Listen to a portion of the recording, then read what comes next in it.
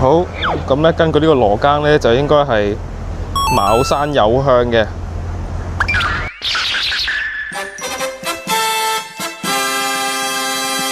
大家好，歡迎嚟到鬍鬚仔睇風水，我係彭師傅。咁咧，我哋平時咧有時會喺網上會見到一啲報道啦，就會話某一啲嘅六合彩投注站咧就會特別容易開出大獎嘅喎。就想睇下會唔會其實呢一啲嘅投注站咧，亦都係關一啲風水嘅格局事。咁我哋又揀咗兩間嘅投注站，咁就睇下會唔會個風水格局有啲咩特別喎。好，咁我哋而家事不宜遲，我哋即刻去帶大家直擊一下第一間嘅投注站。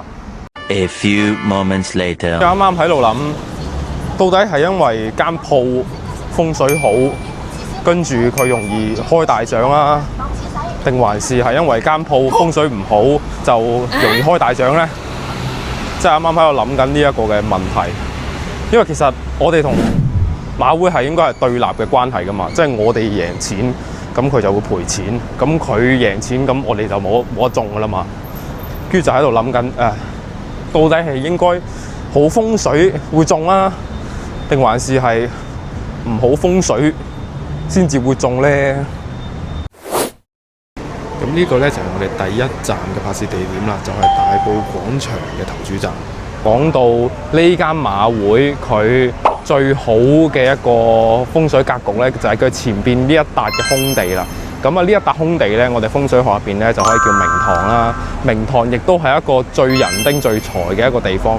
你個明堂夠大，你先可以容納到夠多嘅人喺呢度聚集。咁其實呢邊有個大埔中心巴士總站嘅，咁呢一個呢，就可以帶大家去望一望呢個巴士總站有啲咩龍溜嘢咯喎。咁啊，我哋可以望到啦，其實呢，嗰個車呢，其實就喺嗰邊咁樣一路咁樣兜入嚟嘅，咁啊將個氣呢慢慢運到去呢個位呢，咁然之後佢先至會再做一個轉彎咁樣嘅動作嘅。咁呢一個呢，其實亦都可以將嗰個人氣呢就帶嚟呢一個大明堂嗰度。咁其實呢，唔係淨係得呢一個投注站係受益嘅，其實隔離嗰啲小食店啊、茶餐廳啊嗰啲呢，亦都可以受到呢一個氣嘅流動嘅一個正面影響嘅。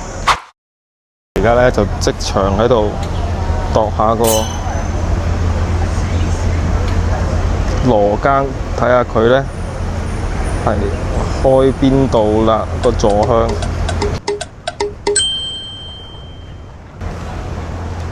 好，咁咧根據呢個羅庚咧，就應該係茅山有向嘅。咁我哋望到呢一張圖啦，茅山有向，自從踏入咗2024年九運之後呢，就開始旺丁唔旺財咯。咁呢個投注站呢，人流雖然多啦，咁但係嗰個收益呢同嗰個人流就唔係好成正比，財運亦都開始轉弱。咁同埋可以睇翻下邊呢張圖啦，兩個門口呢分別係開喺呢個禍害同埋五鬼嘅，兩個亦都唔係一啲好嘅一啲位置啦。咁所以呢，佢立嘅氣亦都係一般般嘅。咁大家如果之後有機會去呢一間嘅話呢，咁就會建議大家喺翻右邊嘅門口入啦。好，我哋最後嚟翻一個簡短嘅評分，大埔廣場投注站風水評分，外局風水呢，我係會俾7分嘅，因為始終呢出邊嗰個明堂的確係非常之廣闊嘅，亦都起到一個聚人丁聚財嘅作用。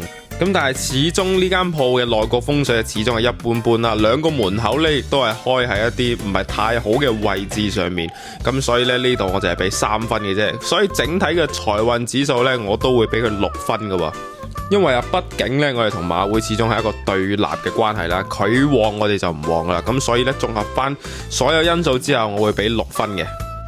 好，事不宜遲，我哋而家就即刻睇下下一間投注站嘅風水係如何啦。好啦，話咁快呢，我哋就已經嚟到第二個投注站啦。第二個嘅地方呢，其實係位於大埔廣福道嘅呢一個投注站。好，呢個呢，就係大埔嘅另一個投注站啦，係位於大埔廣福道嘅投注站。我哋呢，其實可以見到佢呢一個投注站呢，而家有啲車阻住咗啦。咁其實佢係開3個門口嘅喎。一間鋪佢係有3個門口，立3種唔同嘅氣喺度。咁同埋呢，我哋可以望到最左邊嘅呢一個嘅門口啦。其實呢，係衝正咗呢一條小路嘅。呢一條小路啲車係直接行，就會衝正呢個門口。正所謂啊，要快快鬥三殺。其實呢啲咧，亦都係一個殺氣嘅一種。咁但係咧，如果你話你係做生意嘅，你係開鋪頭嘅，特別係馬會呢啲咁嘅冷門行業咧，其實殺氣嚟講咧係真係多多益善嘅。咁其實呢啲偏門行業，賭啊做賭嘅呢啲咧，亦都係好需要呢啲嘅殺氣，佢先至可以食得住立氣嘅嚇。咁我哋從外邊望落去咧，咁其實咧入邊咧嗰個空間都算大嘅嚇，入邊嗰個空間都算大嘅。咁因為其實呢啲殺氣咧，如果係想將佢立為己用嘅話咧，一定入邊即係嗰個內部空間一定要足夠，咁嗰個氣咧先可以喺入邊聚到落嚟嘅。咁啊，我哋而家咧就行過去睇下，到底呢一間廣福道嘅投注站，佢嘅坐向係乜嘢嚟？咁大家可以望到啦，相比起頭先大埔廣場嘅嗰個投注站咧，咁呢間馬會佢個門口就真係叫做非常之窄啦，但係咧又未話去到窄到去界腳水嘅，咁但係咧呢度咧喺聚人方面、聚財嗰方面咧，就一定係冇大埔廣場嘅嗰間嚟得咁好，嗰個能力嚟得咁高啦。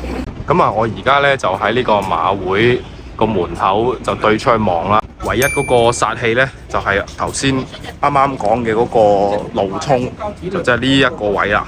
呢一個咧，其實一個係扯水局啦，就係因為咧呢個大路咧就喺嗰個喺嗰邊嚟嘅，嗰啲車啊、車流啊、嗰啲車流啊、人流啊嗰啲喺呢邊嚟嘅。咁然之後咧就非常之近呢個馬會嘅門口。咁咧扯水局咧亦都係呢個漏財局。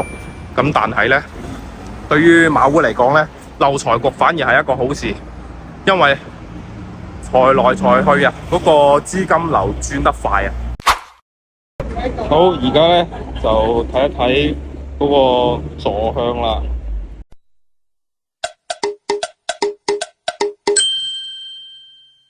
好，呢間投注站咧就係丁山貴向，即係咧就坐南向北啊。喺2024年踏入九運開始咧，就旺財就唔旺丁。咁旺財唔旺丁咧，對於馬會嚟講咧，其實係一個好事嚟嘅，因為咧旺財唔旺丁就代表佢收益比較大啊，亦都係贏得多啲錢嘅。所以財運嘅氣勢上咧，咁呢一間會比啱啱嗰間大埔中心嗰間咧就嚟得更加勁啦。咁同埋啦，我哋睇埋下邊張圖啦，3個門口分別咧係開喺呢個絕命、延年同埋禍害嘅。咁大家唔知有冇發現呢？咁其實咧佢喺嗰個絕命，即係亦都係最左手邊嗰個門口咧，佢係唔用嘅。有可能係佢唔想立到呢個絕命嘅氣啦。唔想啲人流出出入入不停立到嗰個絕命嗰啲一個比較唔好嘅氣入嚟啦，因為其實呢嗰個路衝其實你係玻璃門嘅話呢，你開同埋閂都好啦，亦都會形成嗰個格局嘅。呢間馬會嘅話呢，就會建議去翻最右手邊嗰個門口出出入入啦，因為中間嗰個呢，其實係對於馬會嚟講係有益嘅門口啊。咁我哋用翻右邊嗰個門口出入啦。